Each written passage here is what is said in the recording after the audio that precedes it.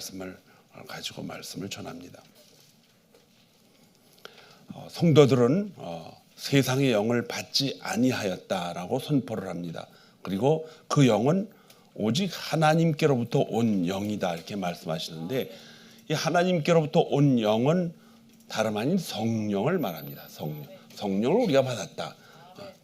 성도들은 나는 그리스도를 믿는 사람입니다라고 말을 한다면 그 안에 반드시 내 안에 누가 계신다? 성령이 계신다는 걸 확신해야 돼요. 그 확신이 없이 나는 하나님을 믿는 하나님의 자녀입니다라고 말할 수가 없습니다. 그건 잘못된 표현입니다.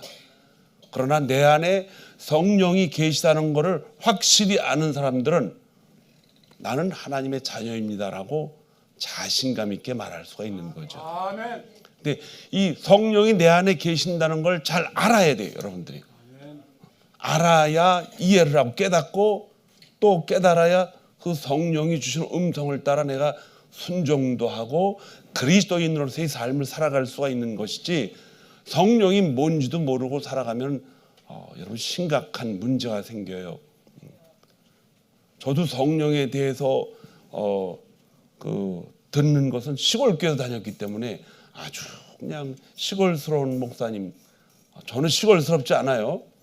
근데 그분은 굉장히 시골스러워요. 항상 거룩하게 살아야 되고 도덕적으로 살아야 되고. 그런데 어느 날 제가 서울로 학교를 다니면서 그 가까운 교회 다니다 보니까는 성령이라는 말을 성경에 많이 읽었죠. 근데 그것이 저는 하나님의 어떤 기운으로 알았어요. 하나님이 우리를 축복하시면 으쌰으쌰 하는 게 성령인 줄 알았어요. 근데 그 성령에 대해서 자세히 얘기하는데, 성령을 인격적으로 만나지 않으면 신앙생활을 잘못하고 있는 겁니다라고 선포를 하더라고요. 그래서 제가 방학 때 그 목사님한테 찾아와서 그 성령이 뭡니까? 처음 들었습니다. 그랬더니 심각하게 생각하더니 어느 교회 다니노? 그래서 어느 교회 다닌다 그랬더니 교회를 좀 바꿨으면 좋겠다 그러더라고요. 그래서 그 교회가 좋은 교회예요. 지금 제가 어느 교회라고 얘기는 안 하겠지만, 이 성령에 대한 가르침을 목회자나 또 사역자들, 교회 리더자들, 모든 새벽빛교회 성도들은 성령이 누구인지 무엇인지 알아야 돼요. 그걸 알지 못하면은 항상 모르면은 무조건 뭐 용감해진다 그러잖아요. 근데 성령을 알면요 겸손해집니다. 그리고 지혜가 넘치고, 또 여러분들이 오늘 성령이 누구인가를 알아야 됩니다. 아이들을 키우다 보면요, 아이들이 둘, 셋 넘어가면은 큰 아이, 작은 아이, 아주 작은 아이한테 부모가 다르게 대합니다. 그러면 되게 불평불만이 많은 게 둘째, 셋째예요. 왜? That's not fair. 공평하지 않다는 거예요. 그 공평하지 않은 것이 아니라 그 아이가 그 아이의 실정에 맞게 부모가 잘 분배를 해서 하는 것인데, 큰 자녀는 20불을 주고 둘째 자녀는 5불짜리 하나 주고 막내는 1불 주고, 그러니까 막내는 잘 모르는데 둘째는 이제 눈을 뜨기 시작하니까 왜 형은 20불짜리를 주고 동생은 10불짜리를 주나? That's not fair.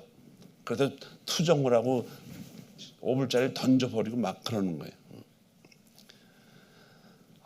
그리고 그것을 부모들이 결정해서 그렇게 내린 이유를 잘 설명을 해도 자녀들이 그걸 이해를 못합니다. 안 해요.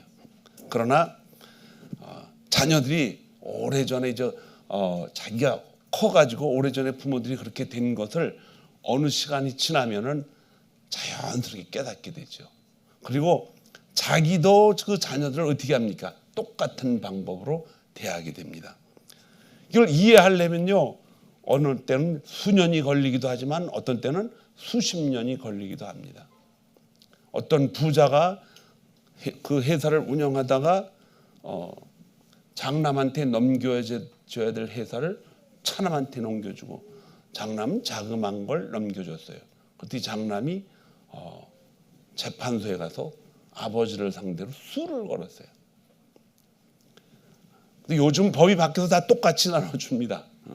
똑같이 나눠주는데, 그때 아버지를 그 법정에 세웠습니다. 왜 똑같이 안 나누고 이렇게 차들을 줬냐 그랬더니 내 것 가지고 내 마음대로 하는데 왜 재판장이 거기 끼어드냐 이거예요.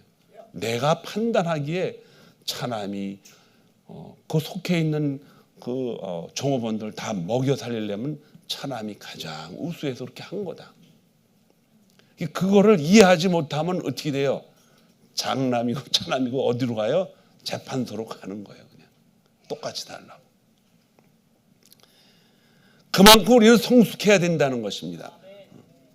우리가 세상의 영을 받지 아니하고 오직 하나님으로부터 온 영을 받았으니 이는 우리로 하여금 하나님께서 우리에게 뭐로 주신 은혜로 주신 것들을 알게 하려 하십니다. 하나님이 영이 우리 안에 들어오셨는데 그것을 은혜로 주신 것들을 알게 하려고 우리에게 그렇게 하셨다라는 것입니다. 고린도전서 2장 12절을 말씀하기 전에 그 앞에 이 말의 뜻을 이해할 수 있도록 다양하게 설명을 했습니다. 고린도 교회는요, 문제가 무진장 많은 교회예요. 왜냐? 바닷가에 있는 교회라 그 교회는 누가 많이 와요? 여행자들도 많이 오고 와서 거기서 그냥 눌러 앉아서 사는 사람도 있고 다양한 사람들이 많아서 학식이 많은 사람도 있고 또 거기서 슬슬 돌아다 보니까 돈을 쉽게 벌려고 뛰어든 그 이상한 데도 있단 말이야. 거기서 돈을 다시 잘못 던져가지고 재산을 몽창 날려서 배값도 없어가지고 거기서 그냥 살아가는 사람도 있는데 가만히 이렇게 교회 가면 음식도 그냥 주니까 거기를 잘 들락해가지고 아주 가난한 사람도 있어요. 그러니까 엄청 그 안에 다양한 사람이 있는데 다 파가 틀린 거예요.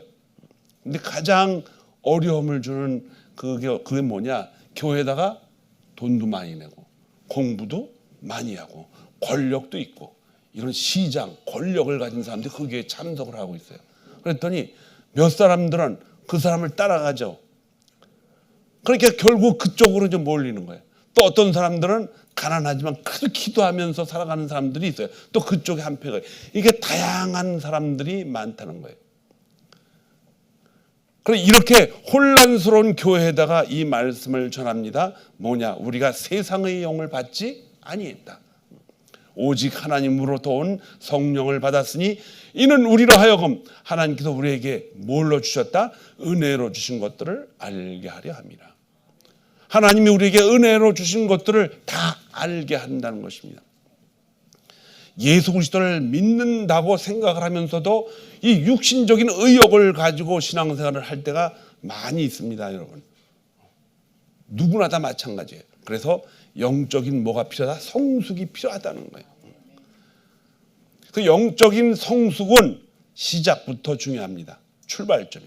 그래서 이 바울 사도가 고린도 교회에다가 하나님이 우리에게 주신 것들을 은혜로 주신 것들을 다 알게 하려고 우리 안에 누굴 보내주셨다?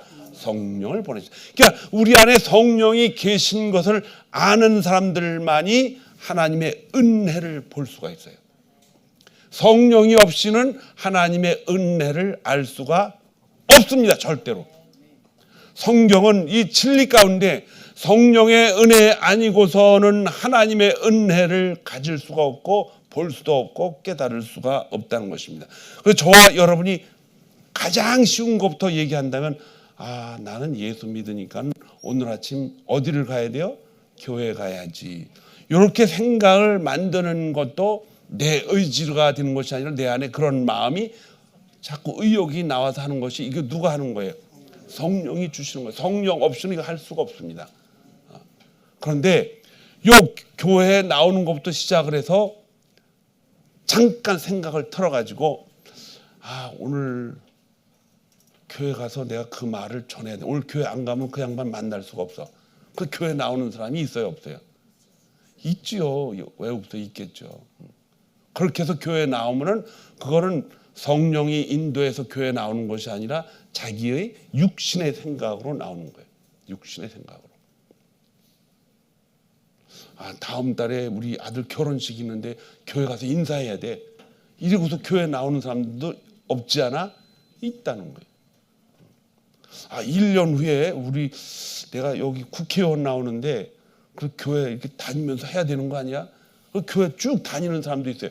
그런 사람들은 성령으로 인도되는 예배를 드리기 위해서 나오는 것이 아니라 뭐예요?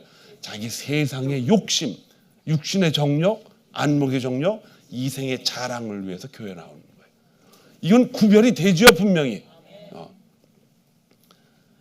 이런 믿음의 시작부터 우리는 확신을 가지고 예배 생활을 시작해야 됩니다. 여러분 장거리 여행하다 보면은 길을 잘못 틀면은 어떻게 돼요?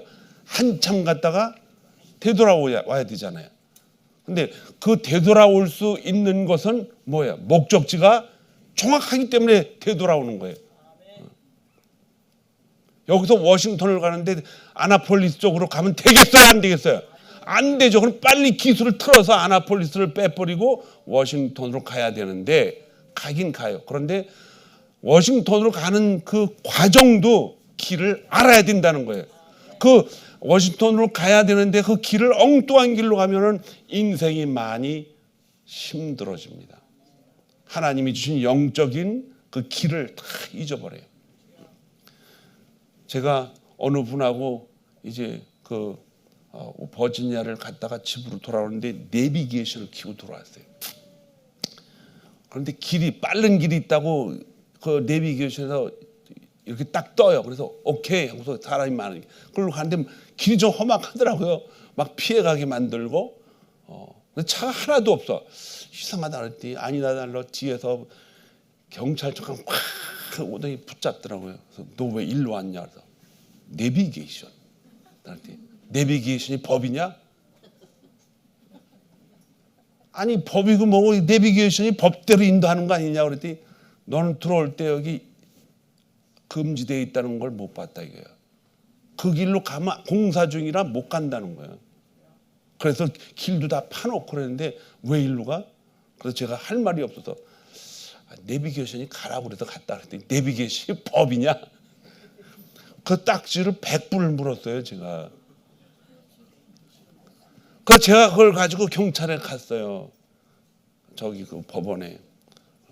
그랬더니 목사입니다. 그래서 목사님이 법을 따라서 가야지 왜 내비게이션을 따라갑니까? 그래서 제가 내비게이션 회사한테 물어서 다시 오겠습니다.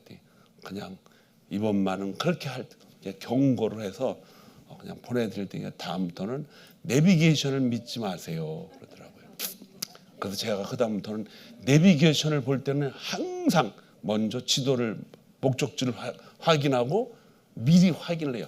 왜냐하면 내비게이션도 믿을 수가 없기 때문에 그래요.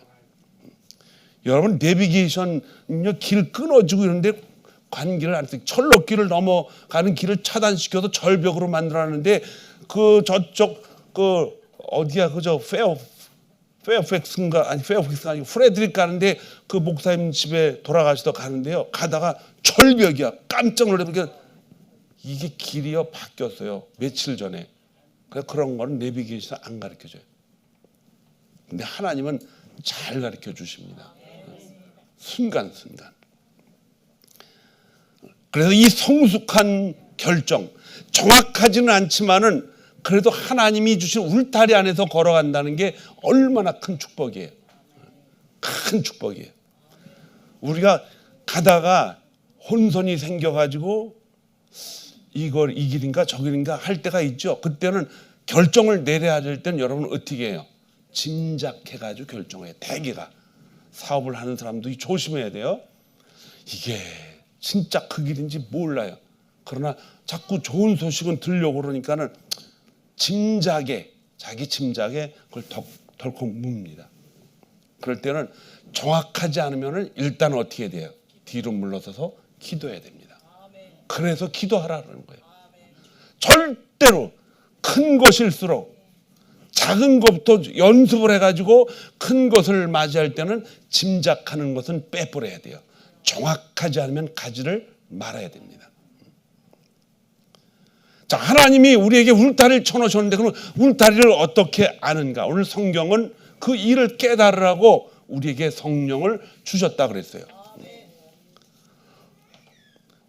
우리가 세상의 영을 받지 아니하였고 하나님께로부터 오는 영을 받았으니 우리 안에 성령이 계시기 때문에 성령이 우리에게 은혜로 약속 사인을 주고 연락을 주고 그 길로 가라고 은혜를 주는데 우리가 확실히 성숙하지 못하면은 그냥 짐작해서 가는 경우가 있는데 사탄 마귀는 그 짐작을 아주 교묘하게 이용을 해가지고 세상 길로 가게 만듭니다. 근데 사탄은 모르고 있어요. 그렇게 그쪽으로 간다 할지라도 하나님은 그걸 통해서 선한 일을 또 만드셔요. 사탄이 이제 아주 획 돌아버리는 순간이죠. 자, 성령이 우리 안에 계신다는 것을 우리가 성령을 받았다. 우리가 이렇게 잡아다닌 것이 아니라 하나님이 찾아오셔서 우리가 성령을 받았다라고 하는 성경의 증거입니다. 그래서 성령이 우리 안에 왜 계시는가? 뭐 때문에 우리 안에 계시는가? 또 어떻게 우리 안에 와 계시는가? 또 우리 안에서 어떤 일을 하고 계신가? 도대체 성령이 무엇인가? 성령이라는 것은 무엇을 말하는 이런 다양한 질문들을 여러분들이 하나하나 자꾸 캐묻고 성경에서 또 말씀을 통해서 알아야 됩니다. 오늘 우리가 이 말씀을 읽을 때 먼저 2장 6절 고린도전서 2장 6절에 이렇게 말을 합니다. 우리가 온전한 자들 중에서는 지혜를 말하느니 이는 세상의 지혜가 아니요 이 세상에서 없어질 통치자들의 지혜도 아니요 오직 은밀한 가운데 있는 하나님의 지혜를 말하는 것으로 곧 감추어졌던 것인데 하나님이 우리의 영광을 위하여 만세전에 미리 정하신 것이라. 그러니까 비밀리에 가지고 오시다가 예수 그리스도의 죽음과 부활을 통해서 우리에게 알게 하셨다는 것입니다. 그래서 이 시대의 통치자들이 한 사람도 이것을 알지 못했기 때문에 제사장을 중심으로 해서 로마의 통치자들도 예수 그리스도를 어떻게 했다? 십자가에 못 박았다는 거예요. 그들이 만약 그걸 알았다라면 안 했죠. 모르는 것이 큰 문제예요. 그런데 그것을 알 수 있는 것은 오직 누구를 통해서만 성령을 통해서만 알 수 있어요. 여러분과 저는 압니다. 지금 성경을요 예수 안 믿는 사람한테 가서 읽어줘도 이게 무슨 뜻인지 몰라요. 안다 할지라도 이것을 믿고 따라오질 않아요. 이것은 기록된 바 하나님이 자기를 사랑하는 자들을 위하여 예비하신 모든 것은 눈으로도 보지 못하고 귀로도 듣지 못하고 사람의 마음으로 생각지도 못하였다 함과 같으니라. 전혀 예상을 못했던 거죠. 누구도 예상 못했어요? 사탄 마귀도 예상을 못했던 거예요. 여러분 세상의 지혜를 많이 경험하고 또 공부도 많이 하고 또 권력도 잡았고 그렇게 지도자들이 있어요. 세상의 권력자들이 알고 있는 그런 지혜가 절대로 아니라는 것입니다. 하나님의 지혜는 감춰진 지혜인데 하나님이 자녀들에게만 주는 것입니다. 자녀들에게만 주는 거예요. 제가 어렸을 때 아직도 기억하고 있는 그 선거 나올 때 그 말을 자주 해요. 그게 뭐냐? 죽기 전에 살 길 찾자. 그런 얘기들 다 쓰더라고요. 국회의원 나오시는 분들이. 죽기 전에 살 길 찾자. 그래서 우리 어머니 아버지도 그렇게 말하는 사람 그래 저 사람을 찍어야겠다고 거기다 투표를 하더라고요. 죽기 전에 한 번 더 찍어주시고 죽으시라는 뜻이요. 그게 선거철이 다가오니까 많은 홍보물자도 나오고 그러는데 여러분 세상의 관료자들 정말 열심히 하고 자기 지혜를 모아서 국회의원까지 올라가고 뭐 상원의원, 하원의원이 되고 온통 지혜를 다 한다 할지라도 그것으로 하나님의 지혜는 깨달을 수가 없다는 것입니다. 절대로 알 수가 없어요. 그것이 영적인 신앙생활인가 육적인 신앙생활인가를 정확하게 구별하고서 여러분들과 저는 신앙생활을 해야 됩니다. 세상의 생각은 전부 다 육신의 생각, 육적으로 나오는 생각, 또 자랑, 육신에서 나오는 욕심 이런 것들로 다 가득 차 있습니다.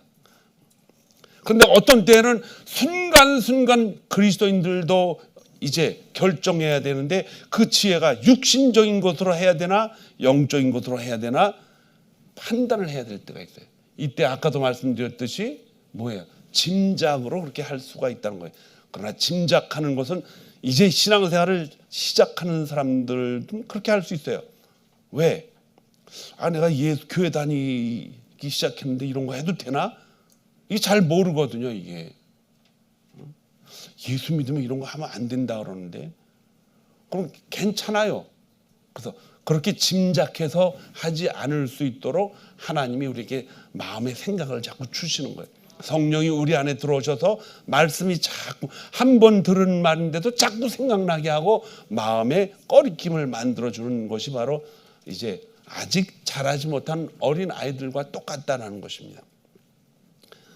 하나님이 성령이 우리에게 주신 지혜는 무엇인가? 첫 번째가 경계선을 알게 합니다. 그게 뭐냐? 하나님 앞에 영광을 돌리는 경계선이 있어요. 그 경계선을 아주 정확하게 보여줍니다. 두 가지로 보여주죠. 내가 이것을 함으로 인해서 하나님이 영광을 받으실까? 이건 적극적으로 성장한 믿음의 사람들입니다. 그런데 조금 덜 자라거나 신앙생활을 시작하는 사람들한테는 어떤 생각을 갖게 되느냐? 우리에게 다 똑같은 생각을 했지만 생각이 조금 이게 삐딱하게 봐요. 그게 뭐냐? 이게 하나님의 영광을 가리는 일 아니요? 그러니까 영광을 올리는 것보다 가리는 것에 더 생각을, 그러니까 하나님 영광을 가리지 않으면 그냥 해도 된다, 이런 뜻이에요. 지난주에도 말씀드렸지만은 잔디 위에 말을 매놓지 마세요. 풀 깎고 먹지 않게. 그랬더니 말만 안 걸으면 되잖아. 그러면 쏘를 갖다 얼어놓고 풀을 다 깎아 먹는 사람하고 똑같다는 거예요. 술을 취하지 말라는데 술을 먹고서 안 취하면 되는 거지. 이렇게 말하면은 예수 믿는 사람이 그렇게 말을 하면은 그것도 영광을 가리지 않으려고 애를 쓰는 거예요. 술 먹고서 취하지 않으면 되잖아요. 그런데 성령님이 내 안에 계신다는 걸 알면은 우리 안에 술을 먹을 수가 없습니다. 절대로 못 먹어요. 시편 기자는 이렇게 이야기합니다. 시편 기자는 우리에게 하나님이 지키시지 않으면 우리의 수고가 다 뭐하다? 헛것이다. 헛것이다. 첫 번째로 내 안에 성령이 계시는 것은 믿음의 삶의 경계선을 알게 하시는데 두 가지라 그랬어요. 이것을 함으로 인해서 하나님이 영광을 받으시는 일인가? 그럼 해야지. 소극적인 사람은 뭐야? 요거 내가 함으로 인해서 하나님께 영광을 가리는 일은 아니겠지 하고서 두 가지로 갈라지는 거예요. 근데 둘 다 경계선이 있어요. 경계선이 뭐예요? 하나님의 영광을 나타낸다, 이런 뜻입니다. 여러분들은 어떤 걸 택하겠어요? 말은 그냥 내가 하나님의 영광을 위해서 뛰어들겠다고 그렇게 적극적으로 하겠지만은 사실은 그건 내가 택하는 게 아니에요. 내 안에 성령과 연합되어 있을 때는 자동적으로 그 의욕이 나옵니다. 하나님과 관계가 연합되어 있지 않으면은 이거 하나님께 영광을 안 가리는 거야 라고서 그쪽을 택하게 돼요. 그런데 마치 5살짜리 아이가 왜 나한테는 한 달란트만 주고 저 사람은 2달란트를 주느냐? 왜 나는 아침부터 일했는데 한 달란트를 주고 저녁 때 와서 1시간 일하는 사람한테는 한 달란트를 또 주냐? 똑같이 주냐? 저 사람이 한 달란트 받았으면 나는 8시간 일해서 8달란트를 줘야 되지 않느냐? 근데 하나님이 무서운 말을 하십니다. 내 것 가지고 내게 약속한 것을 줬다. 너에게 한 달란트 약속했으니까 그거 가지고 가라. 내 것 가지고 너에게 준다, 이거야. 에베소 2장 10절부터 13절에 보니까 우리는 그의 만드신 바라 그리스도 예수 안에서 선한 일을 위하여 지으심을 받은 자니, 우리는 선한 일을 위해서 지으심을 받았다라는 거예요. 아이가 5살짜리가 있고 10살짜리가 있는데 5살짜리는 아버지가 소홀히 여기고 10살짜리는 중요하게 여겨서 20불을 준 게 아니에요. 다 소중하게 여겨서 그들의 상황에 맞게 주신 것입니다. 다 사랑한다는 것입니다. 바울은 에베소 교회에 너희는 그때 그리스도 밖에 있었고 이스라엘 나라의 밖에 사람이라. 약속의 언약들에 대해서는 외인이요 세상에서 소망도 없고 하나님도 없는 자이더니 이제는 전에 멀리 있던 너희가 그리스도 예수 안에서 그리스도의 피로 가까워졌느니라. 가까워졌다는 것이 아주 옆에 있는 것인가, 좀 떨어져 있는 것인가, 저 멀지도 바라보는 소리인가 아무도 몰라요. 그러나 가까이 올 때 그리스도와 친밀한 관계가 되려면 어떻게 돼? 시간이 걸린다는 거예요. 시간이 걸려요. 우리가 하나님의 선한 일을 위하여 지음받았기 때문에 우리의 삶 속에서 하나님을 향한 경계선, 울타리에 가까이 있을 수도 있고 안쪽에 들어왔을 수 있지만 경계선 바깥으로 나가지를 못하게 하죠. 하나님이. 옛날에는 아담과 하와가 경계선 바깥으로 나갔어요. 그러나 지금은 못 나갑니다. 왜? 성령 하나님이 생명의 닷줄을 우리를 붙잡고 계시기 때문에 그래요. 아멘. 하나님이 만세 전부터 여러분과 저를 생명의 줄로 선한 생명책에, 생명의 생명책에 기록해 놓고서 너는 내 아들이라 지명하여 불렀기 때문에 어느 누구도 울타리 밖으로 나갈 수가 없다는 것입니다. 그것을 하나님이 다 아시기 때문에 나갈 것 같으면 어떻게 다시 끌어 잡아 다니십니다. 오래전에 집 나간 둘째 아들에 대해서 이야기한 적이 있어요. 아들은 재산을 많이 가지고 나갔습니다. 다 탕진하고 먹을 것이 없어서 눈치도 염치도 없는 그가 다시 대지의 주업 열매를 먹으면서 누가 생각이 납니까? 아버지가 생각이 납니다. 아버지가 생각이 나는 이유는 뭐예요? 그가 그 아버지의 아들이기 때문에 생각이 나는 거예요. 여러분과 제 안에 성령이 계시고 그가 우리를 하나님의 자녀로 삼아 주셨기 때문에 이거는 천성이 그렇다는 거예요. 성령 하나님이 우리에게 주시는 아버지 하나님을 생각하게 만드신다는 거예요. 배가 고파서 생각이 나는 것이 아니라 배가 고파서 아버지께로 돌아올 자격도 없어요. 그 사람 거기서 죽어야 돼. 그런데 그는 염치도 불구하고 아버지께로 돌아갈 힘을 얻습니다. 왜? 그가 자기 아버지로부터 나음을 받았기 때문에 그렇다는 것입니다. 그래서 15장 고린도전서 15장 58절은 그러나 내 사랑하는 형제들아 견실하며 흔들리지 말고 항상 주의 일에 더욱 힘쓰는 자들이 되라. 이게 두 번째 사인입니다. 두 번째로 하나님이 성령이 우리 안에 사인을 주는데 주의 일을 하면 할수록 허무하지가 않아요. 힘들지가 않아. 오히려 더 마음에 기쁨이 있고 즐거움이 있다는 거예요. 언제? 그의 말씀을 순종할 때. 순종하다 보면은 참 큰 교회에서 신앙생활하는 서울의 부자교회도 있지만은 작은 교회에서 어떤 목사님이 택시를 몰고 다니면서 교인들을 먹이고 가난한 고아원에도 주고 그렇게 살아가는 목사도 있어요.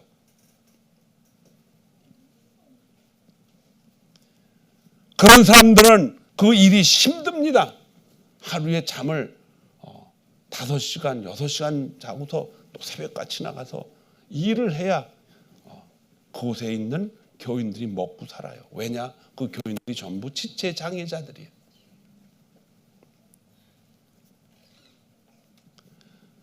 하나님은 우리 안에서 시편 기자를 통해서 이렇게 말씀하십니다. 여호와께서 집을 세우지 아니하시면 세우는 자의 수고가 헛되며 여호와께서 성을 지키지 아니하시면 파수꾼이 깨어 있음이 헛되도다. 사람들은 이것을 돈을 많이 벌고 또 명예를 얻고 또 권력을 많이 얻더라도 하나님이 지켜주셔야 된다고 그러는데 그런 뜻이 아니에요. 이거는 전국을 향해서 걸어가는 하나님의 백성들은 하나님이 지키신 경계선을 알려주시고 어떠한 고난을 당하더라도 그 안에서 자유함을 느낀다는 뜻입니다. 당대에 가장 공부를 많이 하고 율법자 중에 한 사람이고 가장 훌륭한 선생의 수제자이고 앞으로 이스라엘에서는 대제사장의 꿈을 꾸었던 바울이 죽음을 앞에 놓고 감옥에서 매를 맞고 굶어가면서 무엇이든지 하나님 앞에 감사하라. 쉬지 말고 기도하라. 모든 일에 감사하라. 물론 그는 로마 감옥에서 죽어가면서도 하나님 나라에 대한 기쁨을 잃지 않았어요. 그를 때리던 사람도 죽고, 그를 감옥에 가둔 사람도 죽고, 그 당시에 통치하던 사람도 다 죽었지만은 사도 바울이 우리에게 성령의 감화 감동돼서 우리에게 전해준 말은 나의 나된 것은 하나님의 은혜라고 고백합니다. 너희가 일찍 일어나고 늦게 누우며 수고의 떡을 먹음이 헛되도다. 솔로몬은 자기가 하고 싶은 거 다 했어요. 자기 힘으로 가진 거 가지고 권력도 행사하고 멋있는 성전도 짓고 다 했어요. 살다 난 별 이런 사람을 다 봤네. 궁녀가 1000명이 넘는데 도대체 뭐 하는 사람이요? 근데 그 사람 죽으면서 뭐라 그랬어요? 헛되고 헛되도다. 인생에 한 번밖에 주어지지 않았다면 헛되고 헛되다는 것을 하나님은 우리의 믿음의 신앙의 조상들을 통해서 다 알려줬어요. 그러면 우리는 한 번밖에 없는 이 인생을 그렇게 헛된 곳에 보내지 말아야 될 줄로 믿습니다. 우리는 하나님의 영광을 위해서 살아가야 됩니다. 이 일을 하는 것이 하나님께 영광을 가리는 것이 아닌가라는 그것보다는 더 한 발자국 앞서가서 이 일이 하나님의 영광을 위한 길이라면 나는 하겠다. 이 길로 가야 될 줄로 믿습니다. 그리고 그분에게 영광을 돌리려고 하는 삶을 살아가는 성도들의 그 수고와 헌신은 결코 헛되지 않다는 것입니다. 그 마음을 주시는 거예요. 무슨 일을 하더라도 즐거운 마음으로 주의 일을 감당할 수가 있다는 것입니다. 제가 시골 교회에서 이제 신앙생활 할 때 이제 학교를 들어가려고 집이 공부할 데가 없으니까 교회 와서 공부하는 거예요. 2층에 교육관에 가서 공부를 하는데 그날 누가 문을 막 두들기더라고요. 그래서 어떤 청년이 들어왔어요. 한 40뭐 저보다 나이가 많죠. 하도 내가 지금 돈이 없는데 돈 좀 꿔달라고. 그래서 처음 보는 사람인데 그런 얘기를 하잖아요. 그러니까 교회 다니세요? 다닌대요. 어딜 가냐? 서울 갔다 와야 되는데 급한 일이 있어야 되는데 서울 갈 차비가 없다고. 그때 차비는요 100불이면은 60불이면 고속도로 타고 왔다 갔다 하고 20불은 이제 라면 하나 사 먹고 20불은 예비비로 가지고 다니던 그런 시절이에요. 20원, 20불이 아니고. 근데 그분한테 제가 돈을 얼마를 줬는지 아세요?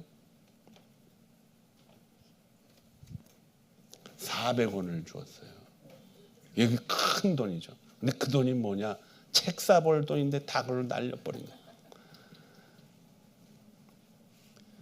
그 주고 나니까 속이 그냥 멍청이 분하고 그럴 것 같은데 그렇지 않다는 거예요. 왜? 그분을 도와줬으니까.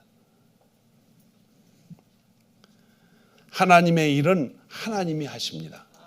성령이 하시는 일이에요. 근데 제가 성령이 뭐 충만했었냐? 그렇지도 않아요. 그런데도 그렇게 남을 도울 수 있다라는 것은 우리 자신이 하는 것이 아니라 하나님이 그때그때마다 감동을 주셔서 하는 놀라운 일입니다. 세 번째로 하나님은 우리에게 사인을 보내주시는데 그 사인이 뭐냐? 우리를 교만하지 않게 하십니다. 교만하지 않게 하려고 우리를 하나님은 때때로 성령이 우리에게 강력한 요구를 하십니다. 여러분, 교만하지 않기 때문에 사랑할 수 있고 사랑을 또 받을 수가 있는 거예요. 교만한 사람은 다른 사람의 사랑을 받습니까? 안 받습니까? 절대로 안 받습니다. 안 받아요. 여러분이 다른 사람에게 어떤 사랑을 베풀었는데 그 사람이 사랑을 안 받는다? 정확합니다. 그 사람은 교만한 사람입니다. 여러분들이 다른 사람에게 사랑을 줄 때 교만한 마음으로 사랑을 주면은 절대로 받지를 않습니다. 아주 사랑이라는 게 묘해요. 교만하지 않기 때문에 나를 자랑하는 것이 아니라 예수 그리스도를 자랑할 수가 있다는 거예요. 교만하지 않기 때문에 아무리 힘들어도 십자가 앞에 다 내려놓고 살아갈 수가 있다는 것입니다.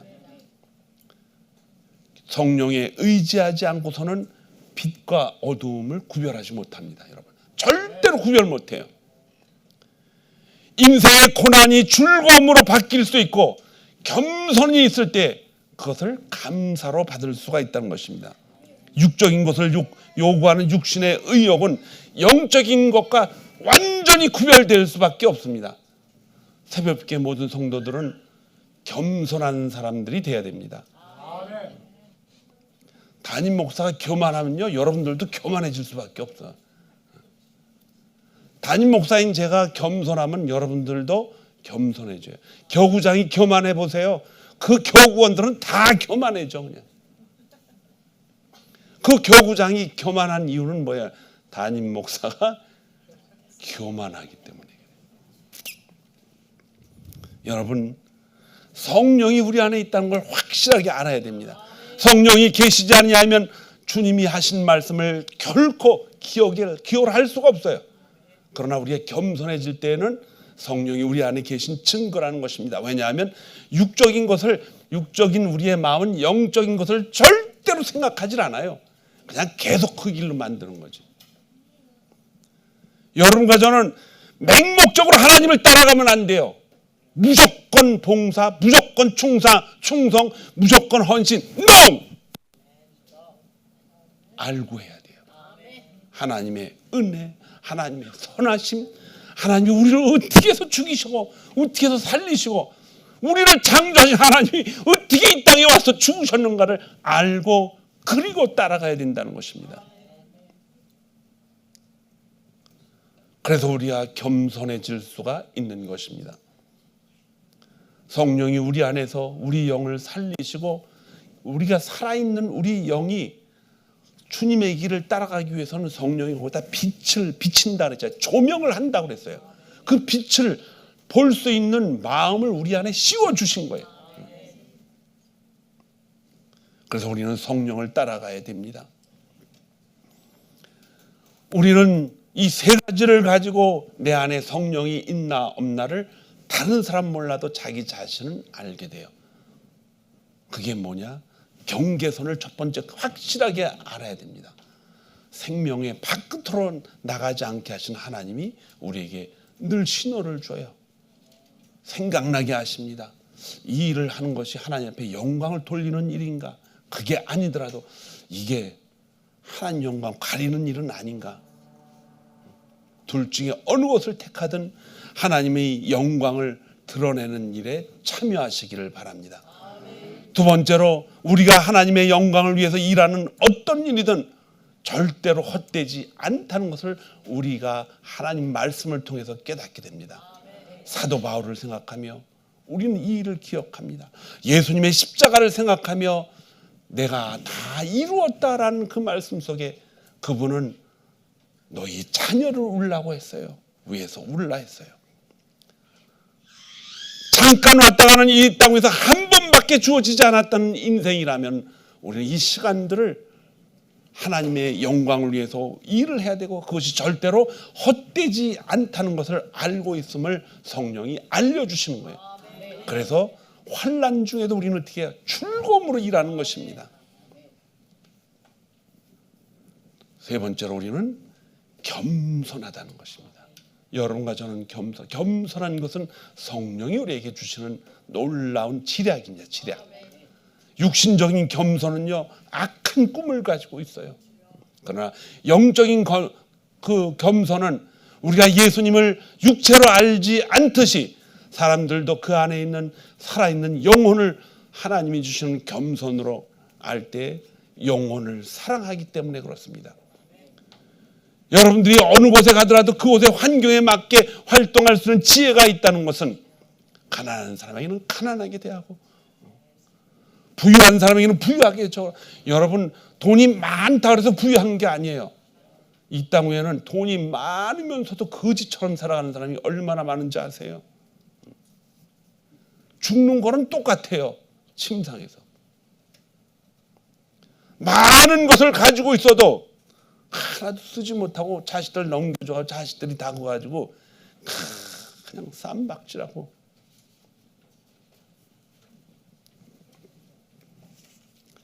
우리는 우리의 삶을 한 번밖에 없다는 것을 생각한다면 장차 우리가 천국에서 만날 그 하나님을 부끄러움 없이 만나려면 어떻게 해야 돼요? 이 세 가지입니다. 하나님의 영광을 위해서 적극적으로 살아가는 것이고, 두 번째는 하나님을 위해서 행하는 우리의 일들이 절대로 헛되지 않는다. 이걸 알고 있어야 되고, 세 번째는 겸손한 마음으로 내 이웃을 내 몸과 같이 사랑하라는 그 이유가 있어요. 그렇게 살다 갈 때 좀 부족하더라도 주님이 우리를 만날 때 잘했다. 나 지금 주님 만나고 싶어요. 이 마음으로 하나님 앞에 갈 수가 있을 줄 믿습니다. 지난주에도 우리가 가시 얘기를 했지만요. 가시를 하나씩 잘라버리려면 내 안에 어떤 가시가 나한테 있는지 내가 알아야 돼요. 그래서 자꾸 그 가시를 잘라버려야 돼요. 자꾸 잘라버려야 돼요. 그런데 그 가시가 잘라지지 않으면 나중에는 어떻게 됩니까? 그것 때문에 자기가 큰 상처를 입습니다. 하나님은 자르지 않는 가시도 있어요. 근데 그 자르지 않는 가시는 무슨 가시냐? 바로 가시가 흐물흐물되는 가시예요. 가시가 있어도 흐물흐물돼요. 껴 넣어도 전혀 찔르지 않고 그냥 찌그러지는 가시. 누가 그렇게 만드십니까? 하나님이 만드셔요. 하나님.